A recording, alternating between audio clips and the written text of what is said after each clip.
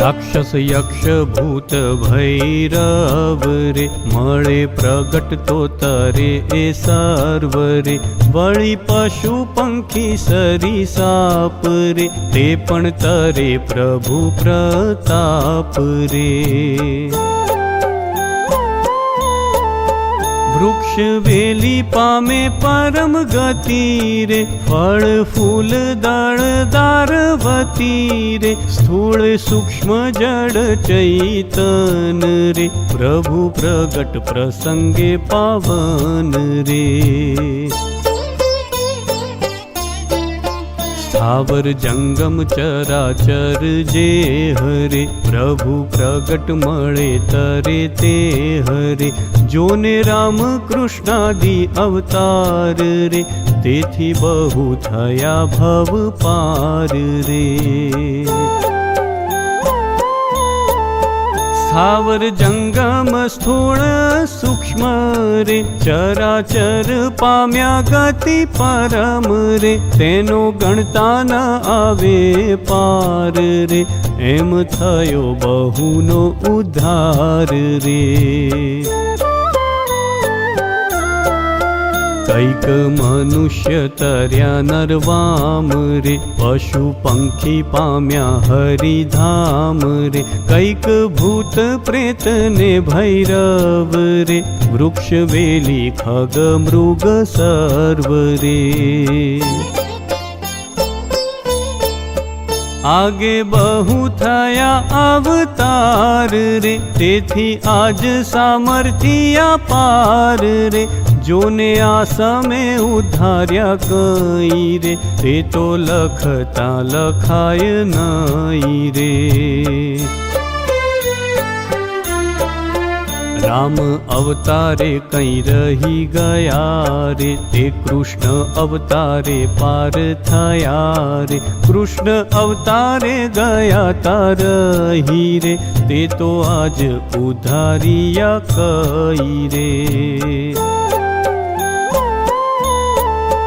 એમ આદિ અંતે મધ્ય માનો રે, પ્રતાપ પ્રગટ નો નહીં છાનો રે. પ્રગટ પ્રભુ કે પ્રભુના સંત રે, તેહ વિના ન ઉદ્ધરે જંત રે.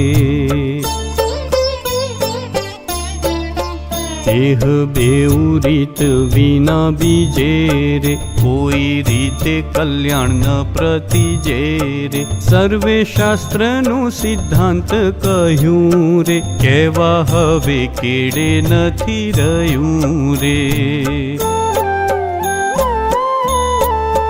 કહી રીત સનાતન તણી રે, પણ આજ છે અલેખે ઘણી રે. આજ અગણિત પામ્યા આનંદ રે, એમ નિશ્ચય કહે નિષ્કુલાનંદ રે. इति श्री कल्याण निर्णय मध्ये मुक्त मुमुक्षु संवादे त्रयोदशो निर्णयः. જય સ્વામિનારાયણ. આ 10 કડીમાં આપણે મુખ્ય એટલો જ સાર છે કે પ્રગટ પ્રભુ હોય ત્યારે આ બધા જેટલા નામ લીધા આ બધા જ પણ તરી શકે. અને એવા આપણે ઘણા બધા દાખલા જોયેલા છે કે કાળુપુર મંદિર જયારે બંધાતું હોય ત્યારે એક ગામમાંથી એક હરિભગત બહુ મોટો પથ્થર લઈને આવે છે અને બળદનો પગ ભાંગી જાય છે. તો એ બળદનો પણ મહારાજે ઉદ્ધાર કરેલો છે.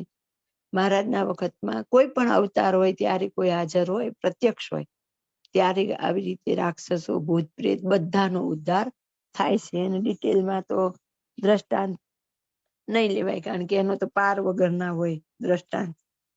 આખી લીટીનો સાર આટલો જ હતો. એમ આદિ અંત મધ્ય માનો રે, પ્રતાપ પ્રગાટ નો નહીં છાનો રે. મહારાજ કે મુક્ત પ્રગટ હોય એમનો પ્રતાપ જ અલગ હોય. આખો પ્રગટ પ્રભુ કે પ્રભુના સંતરે તે વિના ન ઉધરે જંત્ર. તો ટોટલી કહેવાનો અર્થ તો ફરીને એક જ છે કલ્યાણનો, કે મહારાજ અને મહારાજના મુક્તા બે જ કલ્યાણકારી છે. તો અત્યારે આપણે 16 ફેબ્રુઆરી મામાશ્રીનો પ્રાગટ્ય ઉત્સવ આવી રહ્યા છે. તો મામાનું પ્રાગટ્ય આપણા માટે હતું. એમને તો કંઈ કરવાનું હતું નહીં, એમને કોઈ પ્રાપ્તિ લેવાની હતી નહીં. પણ મહારાજ એવા મુક્તોને પૃથ્વી ઉપર મોકલે કે જેથી આપણું કામ સરળ થઈ જાય, દીવે દીવો પ્રગટે. આવા મુક્ત પ્રગટ થાય તે થકી જ આપણી પણ એવી સ્થિતિ થાય.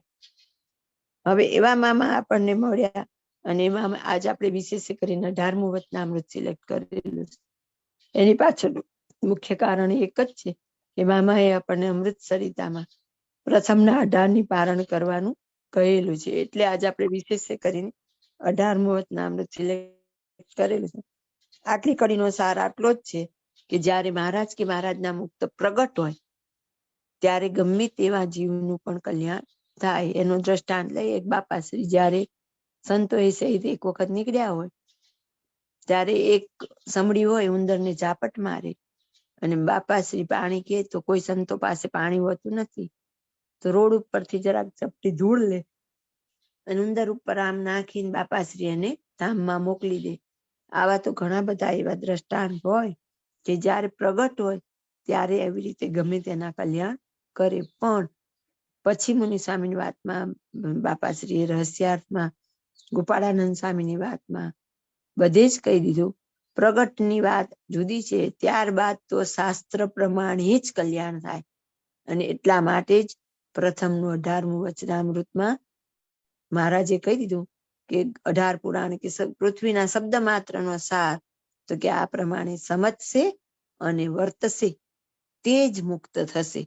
હવે નિયમ એવો લાગુ પડે અને હાજર હોય ત્યારે પણ રેર કેસમાં એવું બતાવે કે જેથી કરીને ખબર પડે કે આ મુક્ત માટે આ કઈ અશક્ય નથી એમ.